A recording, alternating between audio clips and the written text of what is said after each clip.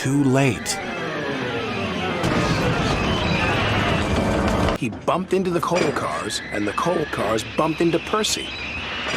His driver tried to stop, but the broken plow hit the water tower. Just in time. James had to put his brakes on with a jolt. Thomas braked as hard as he could. But the freight cars of fish were too heavy. He gave them an extra big shove. But it was too late. Cinders and ashes, cried Thomas. He slid back down again. He screeched to a stop.